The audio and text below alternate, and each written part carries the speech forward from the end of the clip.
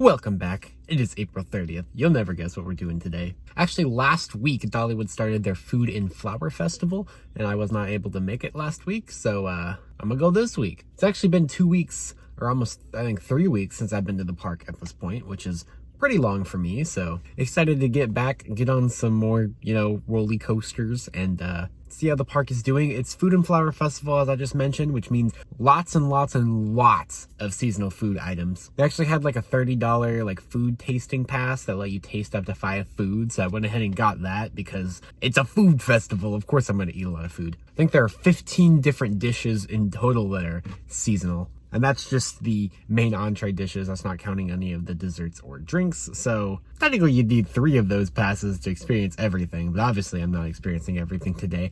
I'm going to try to eat 5 things and that'll be worth my $30 hopefully. Other than that, the flower part of the Food and Flower Festival, or I think it's actually Flower and Food Festival. I think I and most people say it backwards. But there are tons of topiaries and flower sculptures, if you will. They're not really sculptures because they just grow. But anyways, lots of springtime decorations throughout the park that will be interesting to see. And plus, at least one that I know of, a seasonal show that is here just for Flower and Food Festival. So I'm excited to go check it all out. All right, parking lot C is already half full, and it's still like 20 minutes before opening, so it might be a pretty busy day today. But yeah, it's my first time coming to see Flower and Food Festival because this is the 3rd year, but the first year was during COVID, so I definitely didn't go. Last year, I was waiting until I had my vaccination completely done before I went to any theme parks, which unfortunately was not before Food and Flower Festival ended next year, or Flower and Food Festival ended last year. So this will be my first year to see what's going on with all this. And I'm right near the tram stop. That's lucky. There are a metric boatload of people here today, and the park's just opened about 30 seconds ago, so fantastic. They're already advertising summer celebration, and that looks like something new that'll be in the park this year. Well, okay.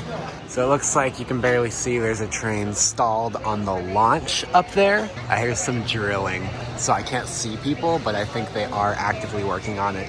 The second train's on the track too. It's on the brake run over there. You can see brake run train over there, so hopefully it's not closed the whole day. So here's a closer look at this. It looks for a summer celebration, they'll have like a water thing. All right, I'm heading up through Timber Canyon to ride some roller coasters up here, take advantage of the golden hours, which is the thing. If you have a gold or diamond season pass, you can use it in the time saver line for the first hour of every day. So see how many rides I can get in the first hour here with that, because it is crazy crowded. Ride 1, Thunderhead. It's a good ride. Imagine not having a gold pass. Haha. I've never seen the time saver pass at Mystery Mine before, or time saver line at Mystery Mine. But yeah, it just goes right up in the station, I believe.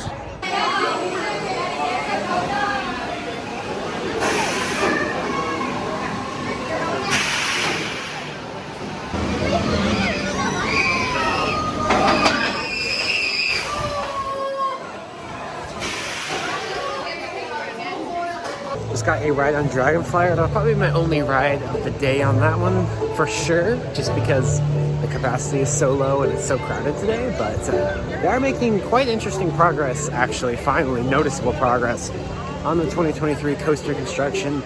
I want to go finish utilizing the golden hours right now, but once that runs out at some point today, I'll come back, take a look at what they're doing over there. It's all just prep work right now. They're mostly just getting the drainage in place and all that. But they are doing stuff, which is cool. I also love that Wildwood Grove is finally starting to grow out here. You can see on the log and rock, there's all sorts of plants actually growing here now. Whew. Break from the crowds heading back toward the entrance. That's nice. I've noticed with these field trip groups, people don't know how to stay on one side of the path. It's really annoying. It's like they expect you to jump off the path so that when they're walking 10 wide down the sidewalk, I don't know, it's super annoying. Don't love field trip groups at all. But yeah, got a ride on Fire Chaser because I wanted that was the last ride to take advantage of the golden hours. Definitely one to do that on, since it is always a very long line. Unfortunately, it's a 2-train day on that one rather than 3 trains, so that line's probably going to get crazy long as the day progresses. Umbrella walkway looking super cool. So over there is where you go and show them your barcode from the email if you bought this, and they give you a lanyard. That's cool. feels really nice under these umbrellas because it's like so hot today. I also feel totally cool and important with a lanyard. So you get 5 items with the pass. So I'm thinking 2 meals, 2 drinks, and 1 dessert. So yeah, lots of flowers throughout the park, and you can see some topiaries as well. Some limited time festival shops popped up here on Show Street. Most of this limited time stuff's on Show Street here.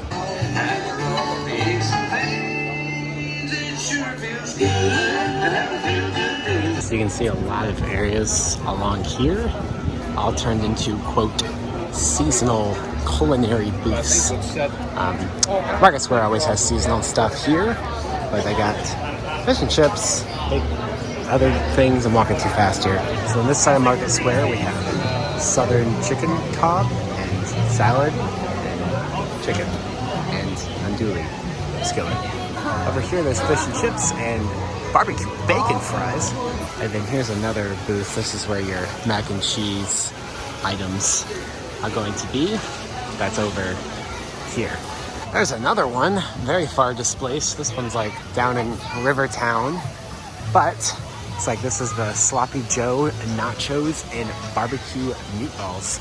I guess this is the flower part of the festival, but all the landscaping here has never looked better. It's so pretty to walk around. But I've been thinking about this since I saw it the other day. I'm gonna have to try seafood mac and cheese. I guess I'll get a cranberry watermelon cooler to go with it. Sprite, cranberry, watermelon, and lemonade. I don't know if that sounds great or a disaster. We're gonna find out. I love that this just shows up here as cranberry water, but here you go. It's a very small portion. I do think you get a smaller portion with the tasting pass than you would normally, because you can see they're both $5.59 here, paid for with the pass, and normally it's $11 for the seafood mac and cheese, so don't know how this would be $11 worth of mac and cheese, so I think you do get smaller portions. Well, that was delicious. So here's a little poster on how they make the flour stuff, so that's pretty neat.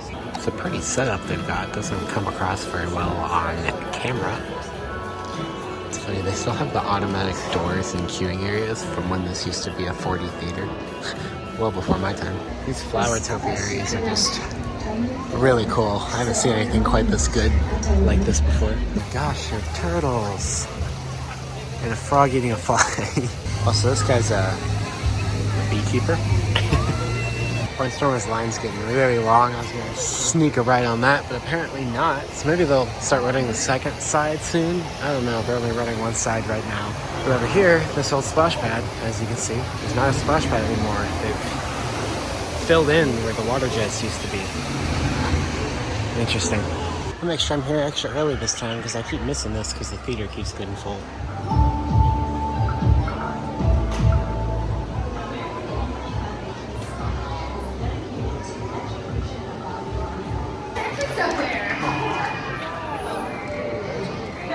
Here shows off her flying. Check out that beautiful red tail.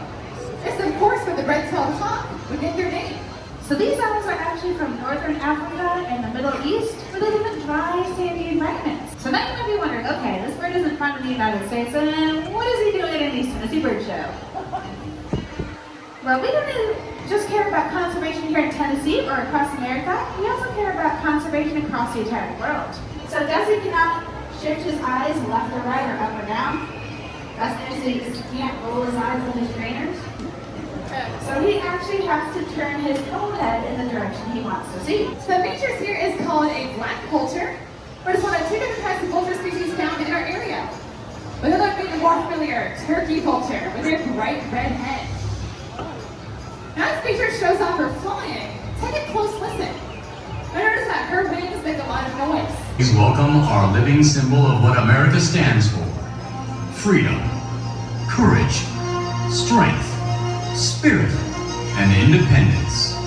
The bald eagle. Wow. Very good, Disney. I'd like to introduce you all to Mr. America. Very good. Look at all the eagles up there. So cool. That was a great show. More educational than anything. But you got to see some cool different types of birds of prey, obviously. But yeah, I've been wanting to do that for a while, but just know if you come to Dollywood, more than any other feeder here, that fills up early, so you gotta go early. That's the problem I kept running into and why I just now saw it. Wait, Dollywood sells honey? The more you know. All of the festival food lines are like really long now, but I kind of want to get a snack with my pass, so guess I'm gonna wait in one of these.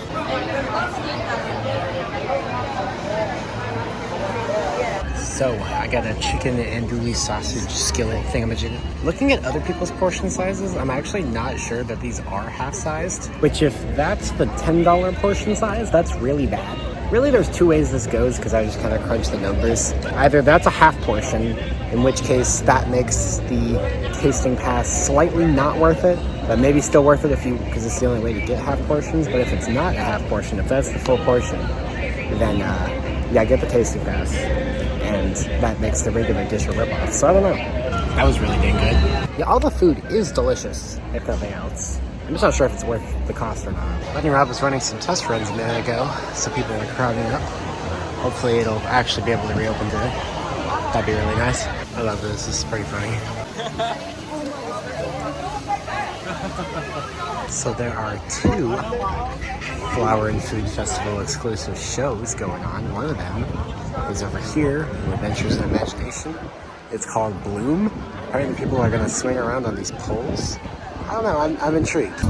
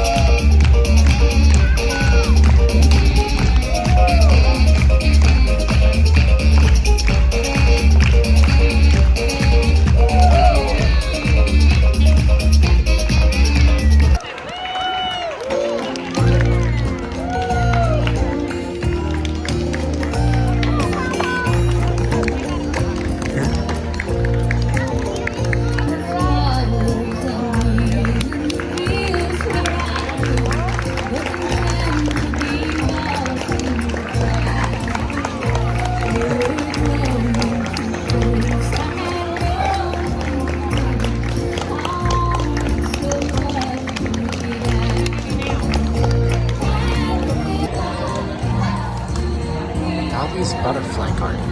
Wonder what that entails. This ain't chasing rainbows anymore.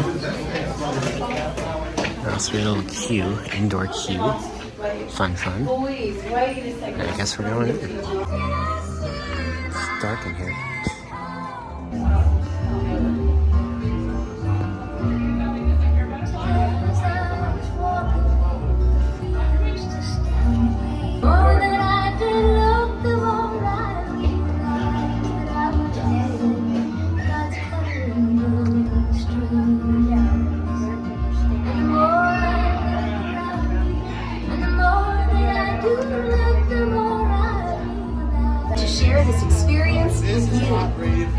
Butterflies have always been so very special to Dolly.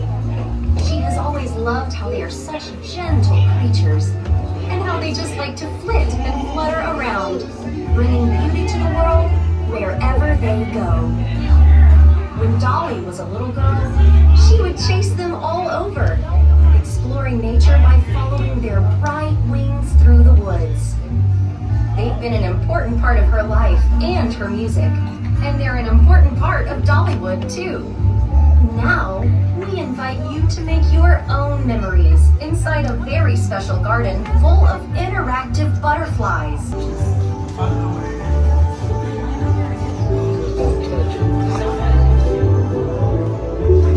Hello.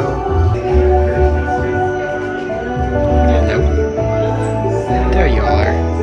Alright, bye-bye.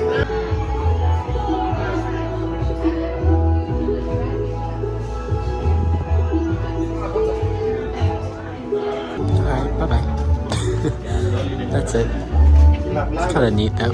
That was an interesting little exhibit here in the former, or a thingy here in the former Chasing Rainbows Museum. Basically, as you saw, you just walked in, there's a little pre-show, and then there was this cool interactive butterfly thing where there were like projector screens, and then the butterflies would come land on you if you got close to it. It's a very neat little concept. I haven't seen anything exactly like that before. But the takeaway I have from that is I didn't see anything Chasing Rainbows related in there, and they've repainted the walls. So I think that tells me that Chasing Rainbows is indeed moving somewhere else. And since it had elements like a pre-show and stuff like that, I wonder if they're testing the viability of certain technologies and systems that could be put in place for an interactive dark ride, and or whether that building could handle that kind of ride setup. It seems like they're testing something like that out with that. All right, it is back open, 95-minute wait, but I'm gonna see how long the single rider is. That might be the move here. I'm not gonna go again. There's about 45-minute wait in the single rider line. So there's another topiary. Oh, there's Peacock over by the chapel. It's kind of cool one actually. Okay, so these electric boxes are covered up now. You can see those used to be electric boxes here where the cave used to be that was demolished, and some better landscaping along the sides.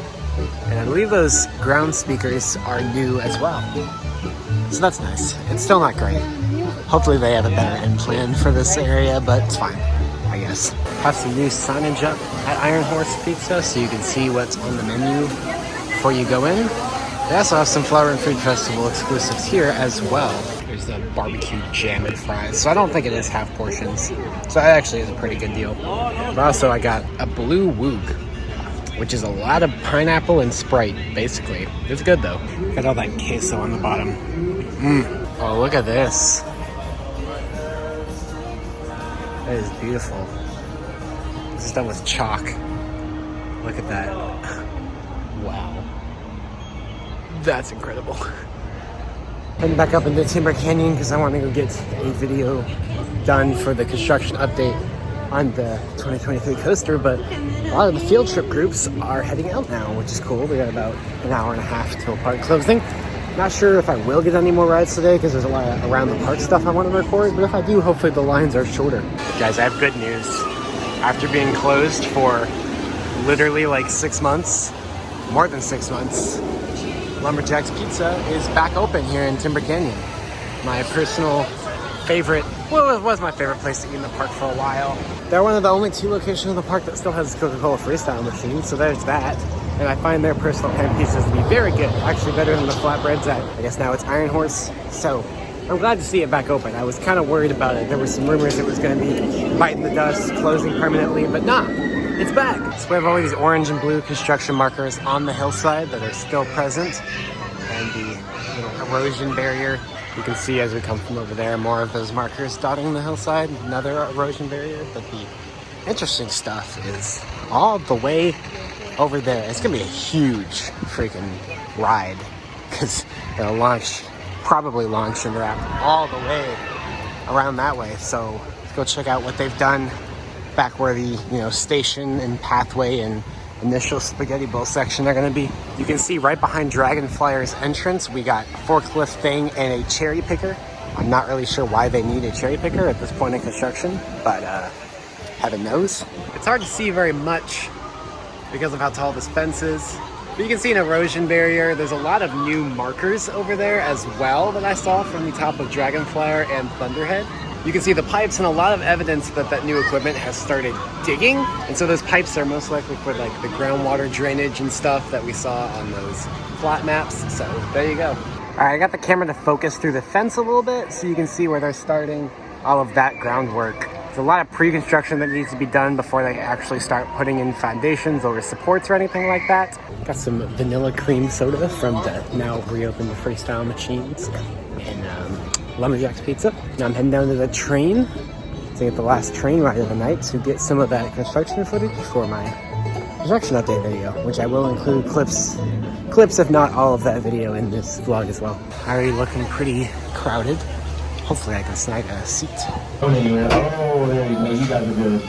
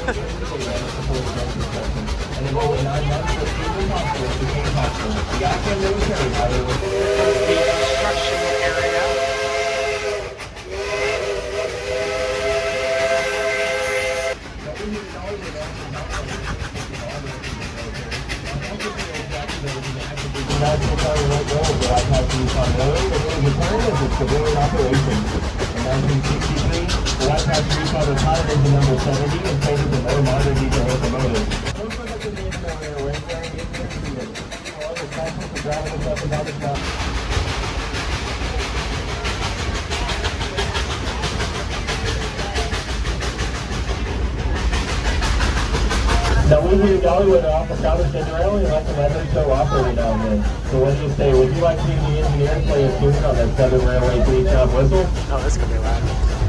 Okay, 3 people want to hear it. On the count of 3, let's tell the engineer to blow the whistle. 1, 2, 3. Blow the whistle!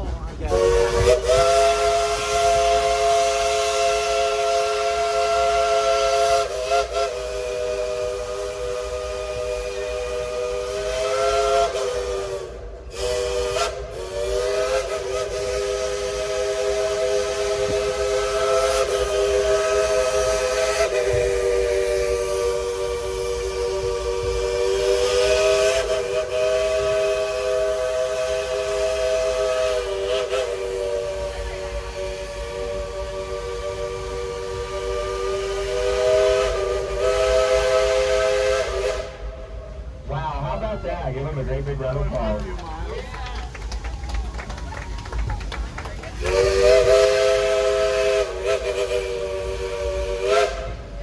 Now it's Cinderella Steven saying thank you very much. As we have this point over here, look across the field over there and above the tree line, you'll see a portion of the Great Smoky Mountains National Park, and you'll see just why Cherokee Indians call these mountains a place of blue smoke. Hello.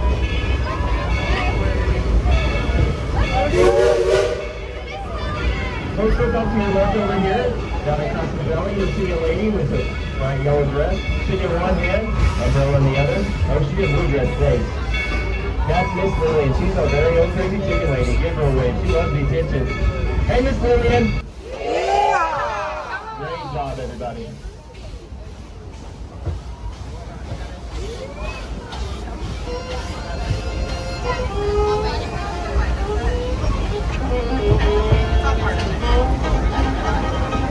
You guys want to know We walk over here to the river rampage, just soaking from the head to the toe. You're not going to get all that ride dry. You're going to see a big green building. That's Dollywood's fully loaded spring shop, where a skilled craftsman can rebuild the steam locomotive from the wheel to the smokestack.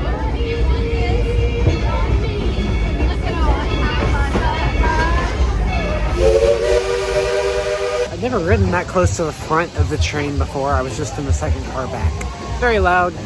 Got covered in soot, which doesn't normally happen to me. So I'm gonna stick to the back next time, like I usually do. Crowds are definitely dying down about 30 minutes before closing, which is good because I want to go get the Barnstormer ride that I didn't end up doing earlier because the line was too long.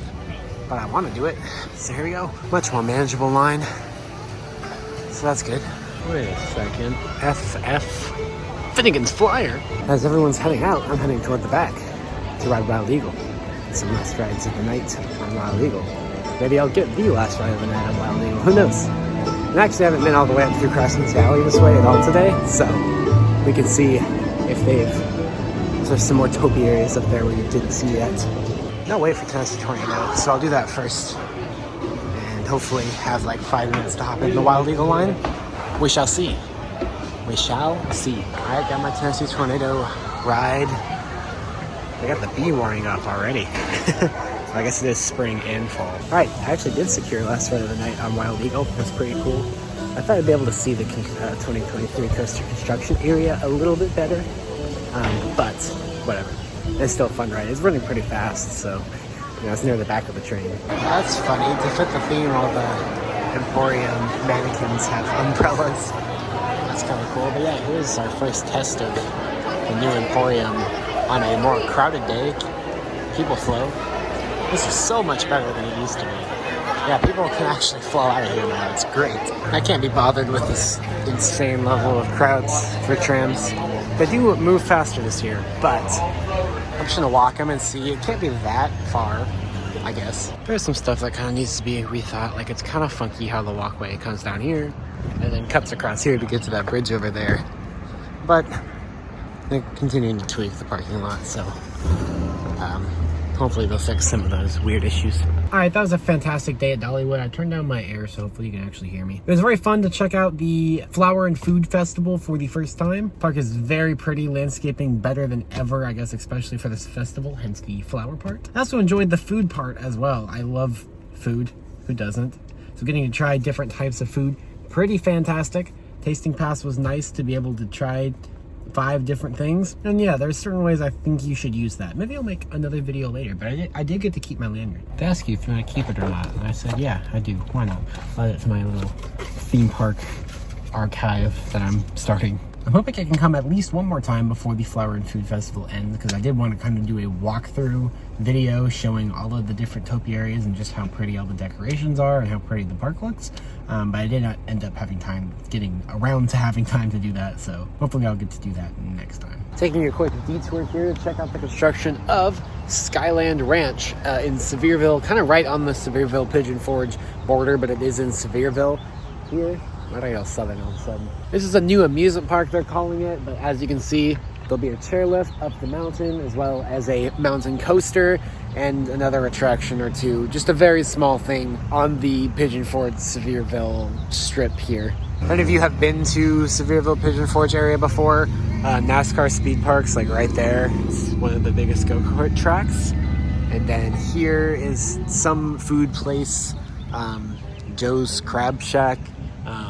But basically, pretty much the Pigeon Forge line's right over there somewhere. I'll put the address down in the comments or something. You have a crane on site.